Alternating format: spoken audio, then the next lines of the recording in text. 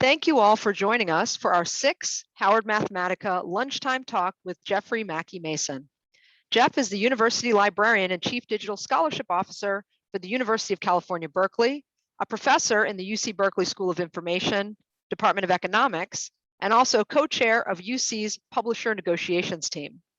During these Chats While You Chew, you'll meet interesting people or organizations that are doing cool and complementary work to what you're learning about this summer at Howard. If you don't have your lunch yet, hit pause. For those of you with food and beverage in hand, let's get started.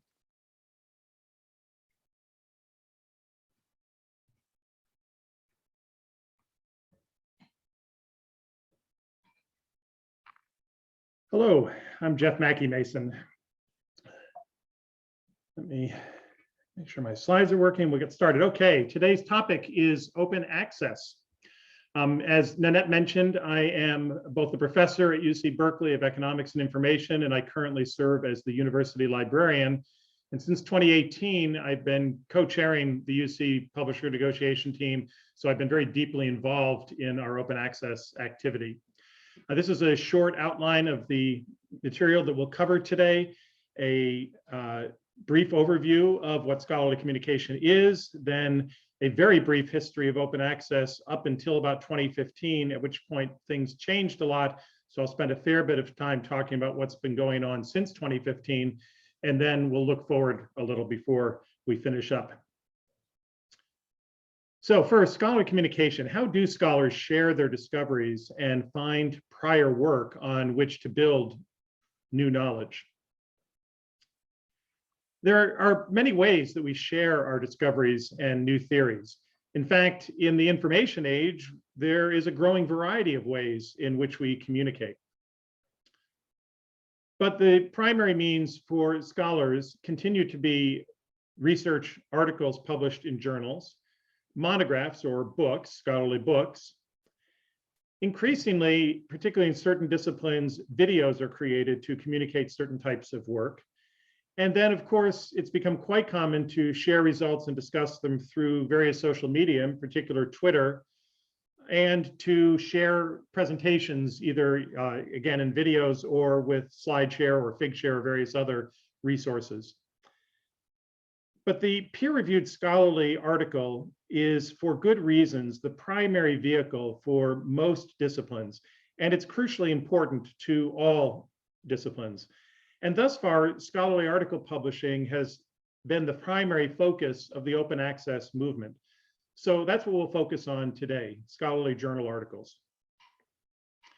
Who publishes them? This donut chart indicates the largest publishers, and then you can see, you can't see all the names of the others, of course, but as they get smaller, the largest publisher of scholarly articles in the world is Elsevier, then Springer Nature and Wiley and Informa, which is owns the Taylor and Francis publishing group. The top 20 publishers in the world publish about 80% of all scholarly articles. The top 5 publishers account for more than 50%. So it's a fairly concentrated industry. And if we want to make a difference in how articles are published, it's really important to address the very largest publishers. Various estimates of the size of the journal publishing industry range from revenues of $10 billion a year up to $25 billion a year. That range of uncertainty is in part because many of the publishers are not publicly traded, and thus they're not required to report their revenues. So these are estimates, and there's also different definitions about what to include in the estimate. But even taking 10 billion, the lower end of the estimates, current estimates at face value, this is a pretty big industry. We spend a lot of money on publishing. There are about 3 million peer-reviewed articles published each year now. So it is large in that sense as well. There's an enormous amount of effort that, of course, goes into the research, but also that goes into the publishing process.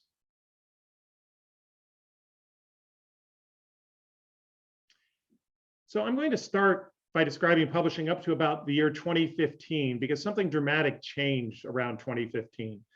So let's talk first about where we were in 2015 and what was the nature of article publishing. Subscriptions for access to published articles were pretty much universal for established titles of traditional publishers.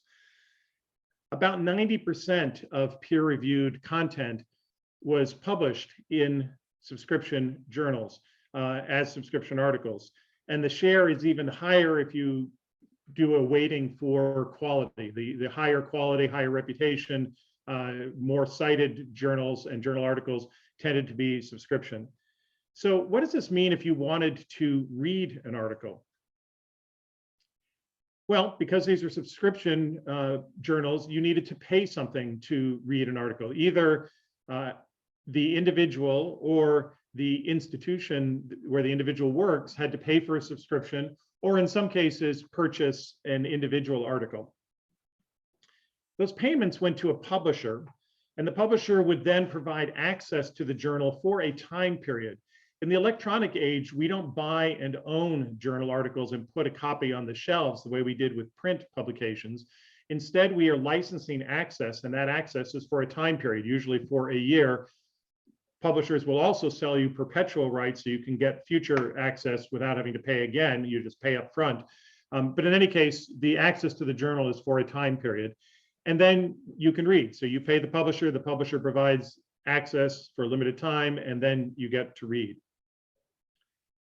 So what's wrong with that? That's the way that journals have published articles for decades, in many cases, even longer than a century.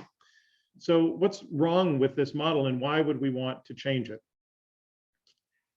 First, no library on the planet can afford or subscribe to all scholarly journals. And I really mean that. Not Harvard, which by far has the largest acquisitions budget of any university library in the US. Not the University of California with all 10 of its campuses, which collectively are bigger than Harvard in their spending budget. Nobody subscribes to all the journals because they're so expensive. Indeed, the University of California currently spends on the order of $50 million a year to subscribe to journals, and that's not all of the journals that are out there. Researchers who are not affiliated with research libraries don't have an institution paying those subscriptions on their behalf, and so many of them, or most of them, can't afford to subscribe to most of the journals in their field. Practitioners, likewise, doctors, public health officials, nonprofit officials, people who are trying to use research to improve the world are not able to afford access to most current publication. Pretty much anyone in low and medium income countries can't afford many, if any, subscriptions to current publications. But let's consider this now in terms of the positives. Instead of what's wrong with subscriptions, let's talk about what is good about open access, which is to say publishing so that anybody can read for free. It's always good to accentuate the positive when you're trying to drive change. So let's look at the positives of open access. It provides unfettered, unpaywalled access for the taxpayers who fund a majority of the research in the first place. Even private institutions like Harvard, a private university, gets most of their research funding from public sources, from government research grants. Open access empowers social, scientific, and economic innovation. We move forward by building on our knowledge and extending it and improving it. And if we don't have access to the knowledge that others have generated, we can't move forward as quickly or as effectively.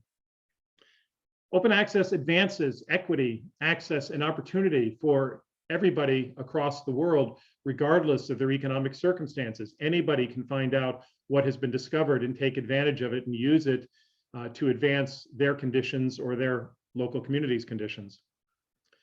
And open access aligns with the mission of public institutions, like state universities, like the University of California, or government agencies.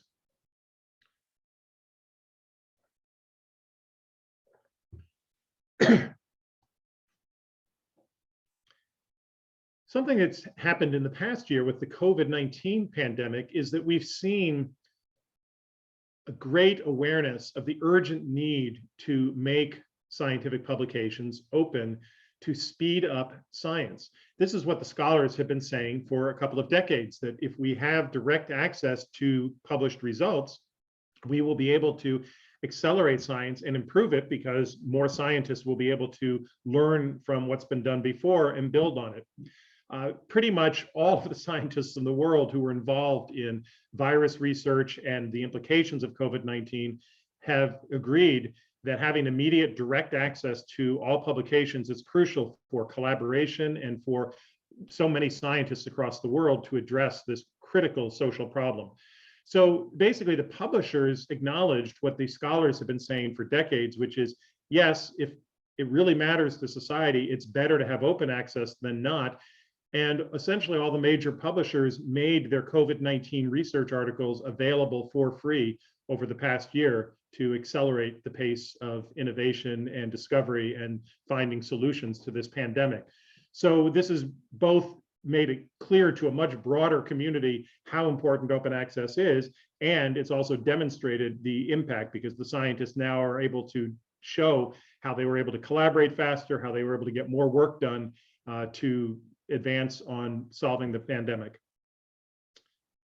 So let me talk fairly briefly about open access up to 2015 and how we got to where we are today.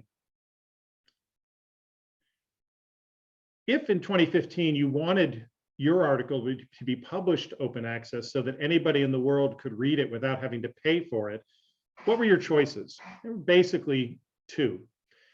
Either you could publish in what would be a relatively new journal that just started emerging in the 2000s called a pure open access journal, which is a journal that publishes all of its articles open access.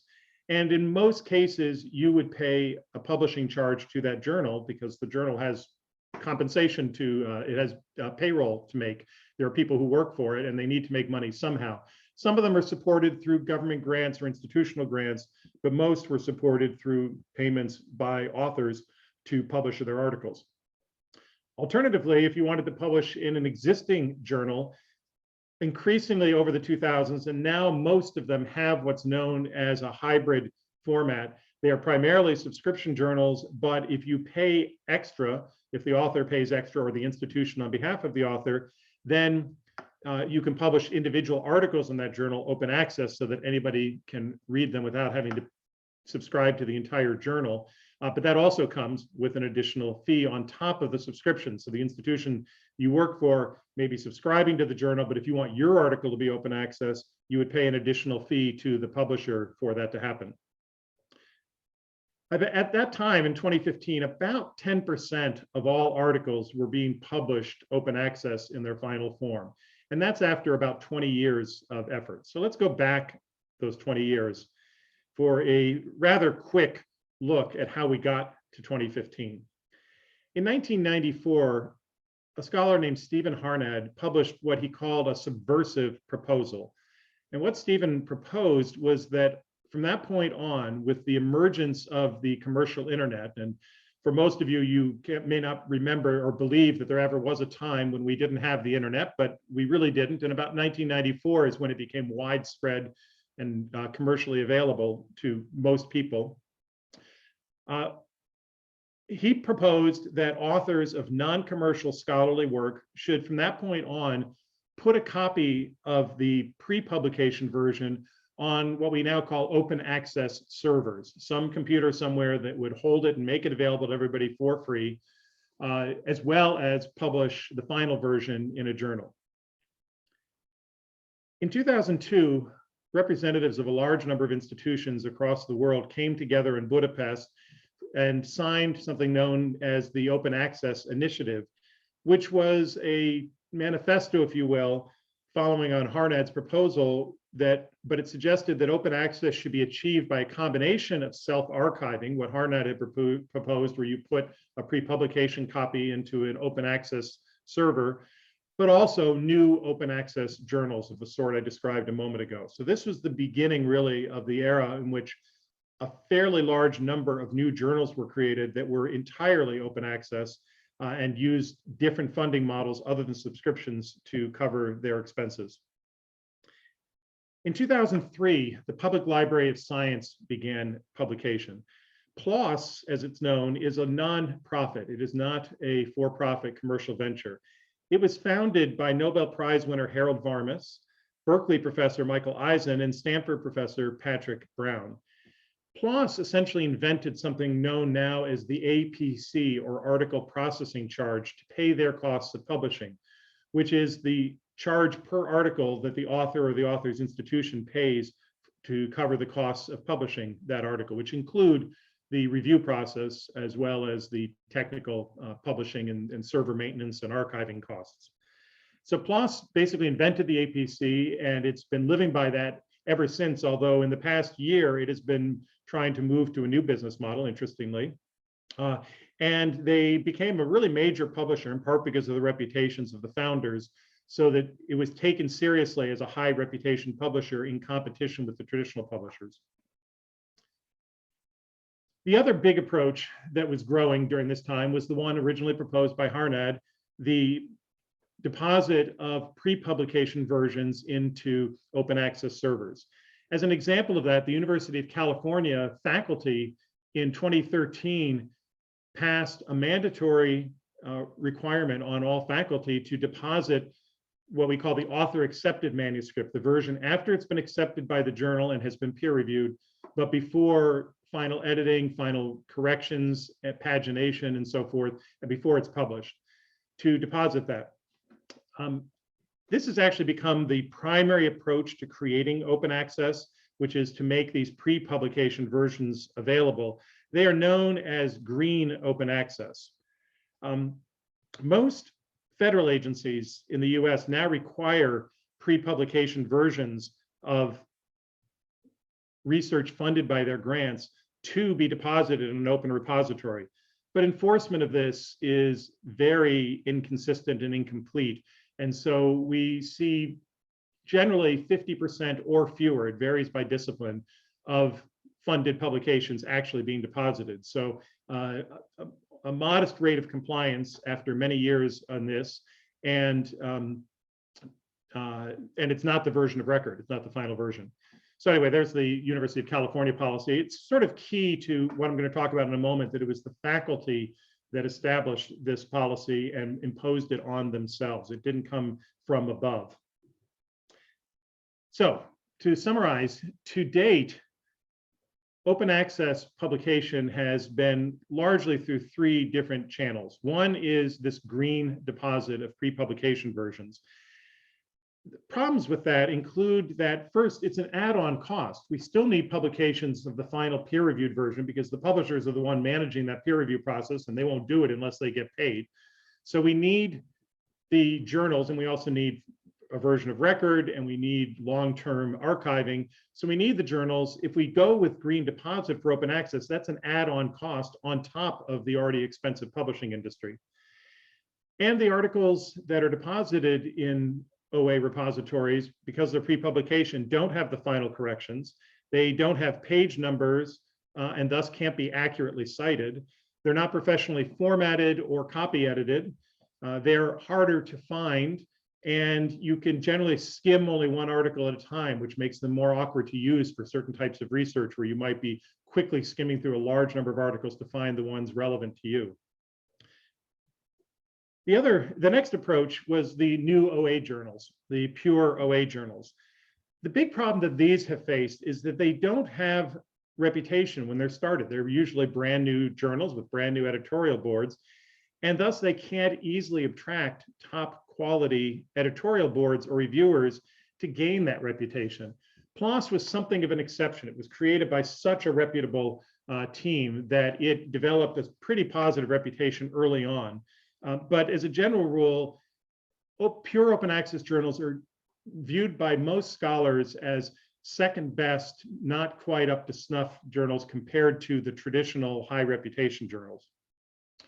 The third approach to open access publishing is to pay the traditional journals that additional fee. This is known as gold open access, where you pay the fee on top of subscriptions to get individual articles published open access. Some of us refer to this as double dipping. The publishers are getting paid subscriptions, and then they're also getting publishing charges on top of that. It's also put the full funding burden on authors in some regions. In some regions, institutions or governments pay the cost of gold OA, but in many areas, including most US institutions, it's been the authors who had to pay it out of their research funds, and that was the full cost, with the libraries just paying for subscriptions. So each of these has a role, but each of them has some flaws associated with it. Now let's talk about what's happened since 2015. It's really been remarkable how much has changed in the past 5 or so years. In this chart, the far left side is 2015, if you can't see it, and it goes up through 2021, and it shows how much of version of record final articles are being published open access and the impact of the changes since 2015. And you can see enormous growth, and it's not, you're not being faked out by the vertical axis. It's starting at 0. So the publications of version of record and open access were quite low, and now they're growing quite substantially, although we've got a long ways to go, as I'll talk about later. For almost 20 years before this, there'd really been very, very little progress. It was quite frustrating, and for people like me who've been involved in this since the 90s, I was convinced that we would not see universal 100% open access during my lifetime at the rate we were going. In the past 5 years, things have really accelerated dramatically, and now many of us are quite optimistic that we're going to see a flip of the publishing industry from subscription to open access publishing, not only in our lifetimes, but in not too many more years. So what's changed? Well, first, market power has shifted towards consumers. Publishers have a lot of market power because of copyright. The traditional publishing model, the author turns over the copyright on the article they wrote to the publisher, and because copyright is an exclusive right, it then means that the publisher is the only one who technically is allowed to deliver that article to readers, and so they can charge, they're essentially a monopoly over each individual article, and they can charge rather high prices, and they have been, and they've been putting in a lot of restrictions. But that market power has been shifting through something that Roger Schoenfeld calls leakage. Leakage is basically alternative means of getting access to articles, some of them legal, some of them not legal, but they've been significant. One thing is that there are the pre-publication copies, which are legal because the authors deposit those before they transfer the copyright on the published version to the publisher. But again, those are pre-publication versions. They're not the version of record. But in many cases, people are willing to rely on that. And so for the many more articles that are available in the green open access depositories, that provides an alternative to subscribing. It's become much easier to find and contact authors via the internet. It's really pretty straightforward now to find authors on articles.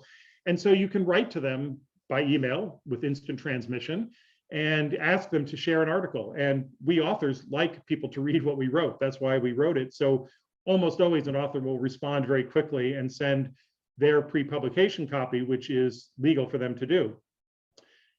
Many will actually send the post-publication copy, which depending on their contract with the publisher may or may not be appropriate, but they do it anyway. There's also the small but growing percent of the version of record articles that are being published open access through the gold OA channel. So that's becoming a force, although it's still pretty small. And finally, there have been pirate servers. One in particular known as Sci-Hub has become quite popular. And it's playing the role very similar to what something called Napster played in the early 2000s for commercial music, which was a pirate server that people uploaded commercial recordings to. And it really changed the entire model of the commercial pop music industry because the pirate servers were such a threat they had to change. And now, of course, we have primarily streaming as the way that things are distributed and paid for. So there are increasing ways to get access, and that means the readers aren't as beholden to the subscription publishers, and that's made it easier to put pressure on the publishers to change their business model.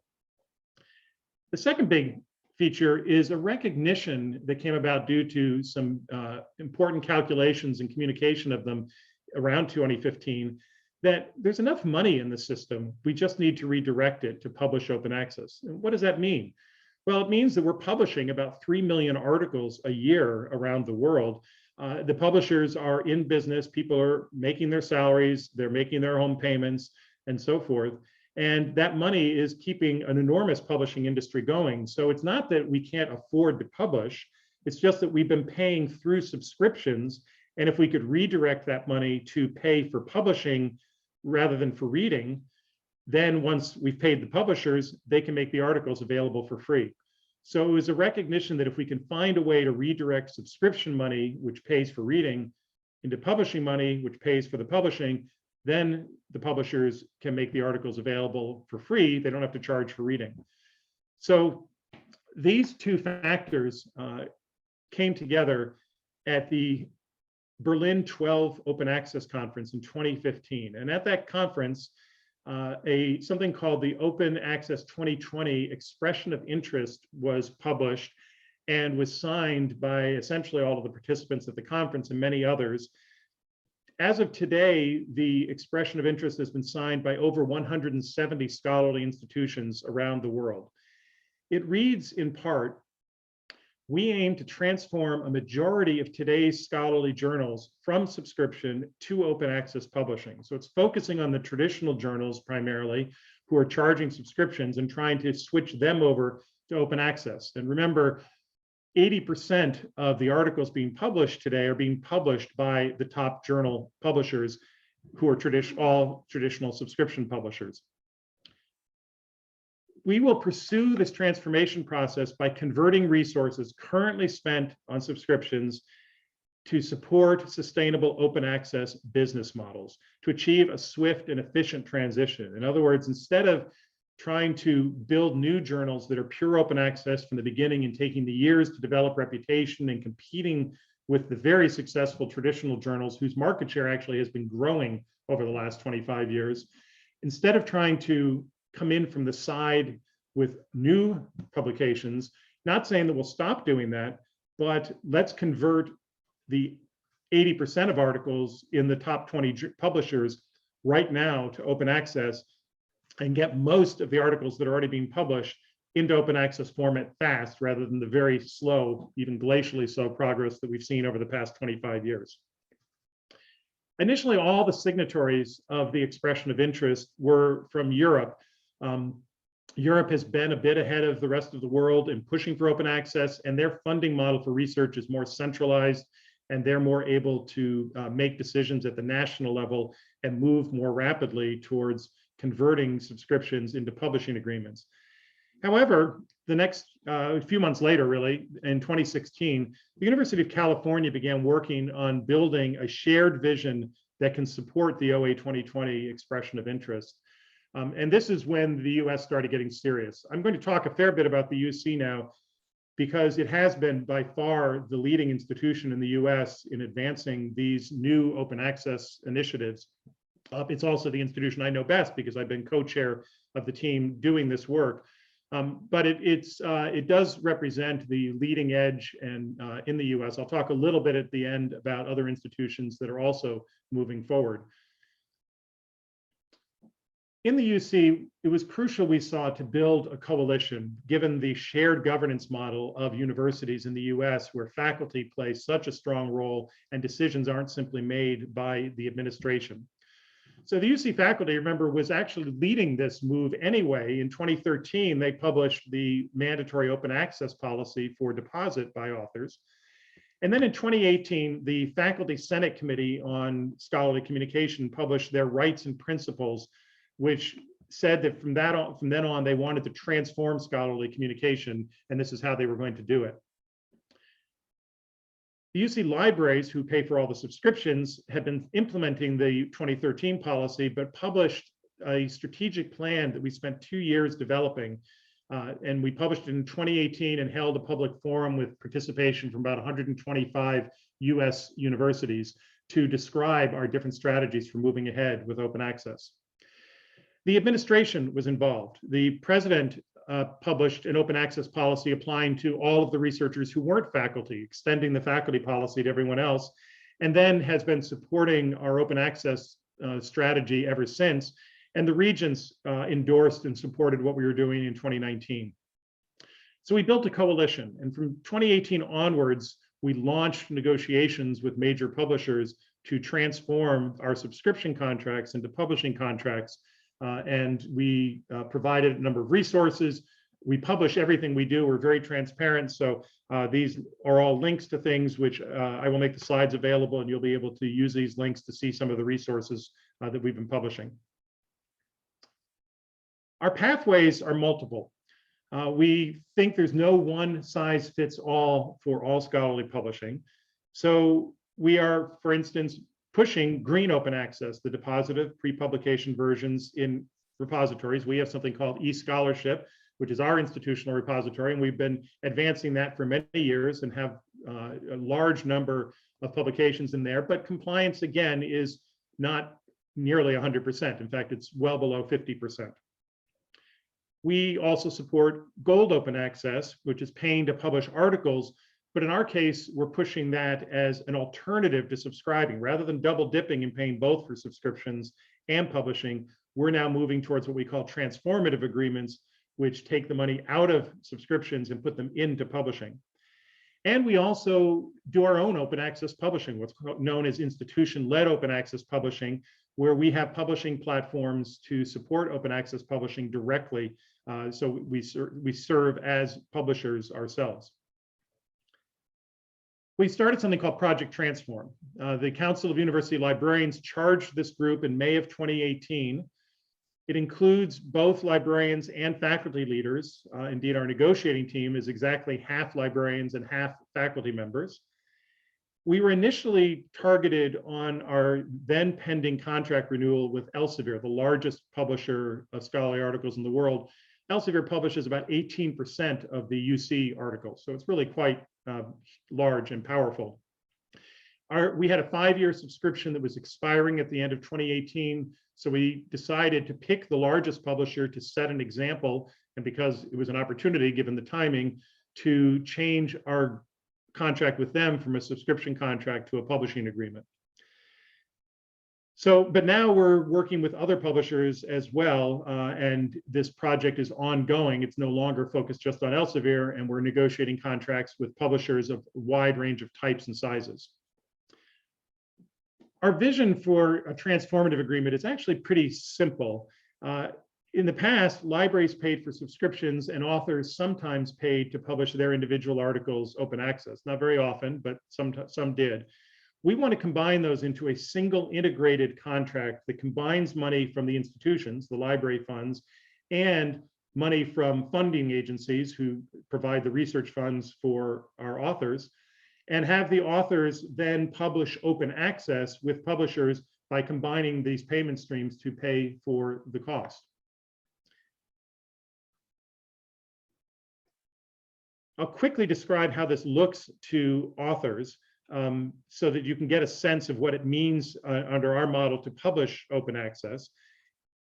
Authors write a manuscript, it gets reviewed. If it gets accepted, then they have to decide on how to proceed with publishing. They get to choose whether to publish it open access or closed access. In our agreements, we make open access the default, but if they choose, they can opt out if for some reason they don't think their article should be open access, that people should have to pay to read it. If they choose open access, then the library automatically pays a certain amount, generally $1,000 of the publishing charge for every single article automatically, and we ask the authors to pay the rest using their research funds. However, if the author doesn't have available research funds that are sufficient to pay for the publishing, their share of the publishing charge, the library backs them up. We call this no author left behind, so that authors, for instance, graduate students or authors whose grants have run out or who never had a grant to begin with, as often happens in the humanities and some social sciences, they can still publish open access because the institution will cover the cost for them. This preserves author choice. They can publish wherever they want. We're not telling them where they have to publish. They don't have to publish in open access journals. They can publish wherever they want. And it supports the authors who lack access to funds. This multi-payer model should have a negligible impact on grant funds for US researchers. A lot of people seem very concerned about this eating up researchers' grant funds, which of course are never enough for the amount of research we want to do. But the cost of publishing is small compared to the cost of the underlying research. By a variety of calculations, Various different people have looked at this and all come to the same conclusion that about 1.5% of the total cost of research is what it costs to publish all the research. So even if grant funds were used for all publishing and there was no institutional payment to support that from the universities, that would only be about 1.5% of total spending. Under the model that we've been developing, it's less than 1% of grant funds need to go into publishing charges because of the institutional payments that would also go in.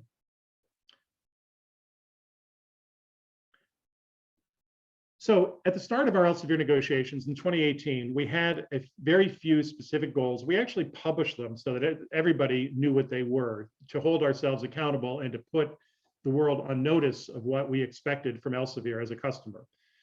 We wanted something that was at worst cost neutral, which is that we would not spend any more than we were already spending. Elsevier has an enormous profit margin, and we felt that it was irresponsible to pay them any more for publishing rather than for reading. We wanted discounted APCs. We think their prices were too high. Our payment at the time was about 12 million to Elsevier. This is big money, even by university standards. We didn't want to spend any more than that. We wanted a default of 100% open access publishing, which is to say all articles lead authored by a UC author would be published open access by default unless they opted out. Third, we wanted the multi-payer model, which I just described, that the library would pay a portion of every article, and then authors who had available research funding would pay the balance. But if they didn't, the library would pay all of the balance. Or in some cases, the author might opt out altogether, although we expect and have been seeing that to be rather low. We started negotiations in July of 2018. In January, at the end of January 2019, after over 6 months of negotiations, Elsevier made an offer which did integrate the payments into an OA publishing contract. It combined author funds and library funds and would publish articles by default open access. But to get just to 90% open access publishing, not even 100%, would have raised the UC bill by 80% or $30 million over 3 years. That was not even close to meeting our expenditure neutrality goal. That was just totally infeasible. We were already spending 12 million and they were looking for, on the order of about over 20 million per year going forward. So that was a non-starter. We canceled our subscription at that point. We did not renew it, and we ended negotiations and walked away and said to Elsevier, we don't need you so badly. We'll rely on alternative access until you're ready to meet the goals of this public institution. We did not have a contract with Elsevier for 2.25 years, from the end of 2018 until the end of March of this year. We implemented alternative access, which I described earlier, is helping readers find articles either through open access servers of pre-publication copies, contacting authors. We could get some through interlibrary loan, or in the worst case, we could buy individual articles at a per article charge to make sure that our readers had legal access to anything they wanted to read. It was less convenient. There were some delays, although we got to fulfill over about 95% of requests we could fulfill within 24 hours, so the delays weren't big. And that was the state of the world for over 2 years for us and Elsevier. Did Elsevier care that we walked away?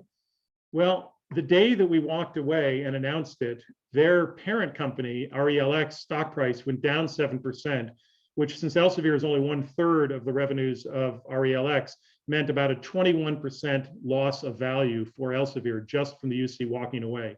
We're not that big a customer, but this sent a signal to the world that customers could afford to walk away and that publishers did not have as much market power as they had before. So it took them down quite a bit. Around this time, Elsevier replaced its CEO. They then started signing their first ever transformative agreements in Europe and the US. They had never had an OA publishing agreement before. After we canceled, they started signing them. And then they returned to us 2 years later, in the summer of 2020, well, a year and a half later, with a proposal to meet our goals. We reached agreement in March of 2021, just recently, and that met all of our goals. The exact goals that we set out 2.5 years earlier in public were exactly what is in the new agreement with Elsevier. So they caved and gave in to us and recognized that maybe the future really is open access publishing, and they had better start getting on board because other publishers and other customers were moving ahead with it. Meanwhile, during those 2 years, we signed 10 transformative open access agreements altogether. The one with Elsevier, which we finally signed, but 9 others. And it's a diverse portfolio by intention. We signed agreements with large publishers and small publishers, with for-profit publishers and with nonprofits, and even 2 with pure open access publishers who are already publishing open access, but we signed an agreement that integrated library payments with author payments, so the authors no longer had to pay the full amount themselves. We implemented the same model with these open access publishers to create a level playing field so that the institutional subsidy or payment for publishing would apply to pure open access journals as well as traditional subscription journals. Here's the list of 9 of the publishers that we've signed with. The 10th is not quite yet public. It's a very significant publisher though, and we're quite excited about being able to announce that soon. And you can see some you probably recognize, some large ones. Springer Nature, by the way, is the 2nd largest publisher in the world. So we've signed agreements with the 2 largest publishers, as well as some others that are medium and small. So let's look forward and wrap this up. Where do we go next? This pie chart is the publication of articles by UC authors, but it's representative of the world. We just have better data and more specific for it. Again, 80% of UC articles are published by just about 20 publishers. So that 80-20 rule is pretty general. And that suggests where we need to go. We've signed with the 2 largest, Elsevier and Springer, the blue and the orange. We're in negotiations with the next 3 actually, IEEE, Wiley, and American Chemical Society. But we've also signed agreements with smaller ones. Here's a summary of how much open access output there is by country across the world. The gray segments of these are the parts that are being published primarily subscription.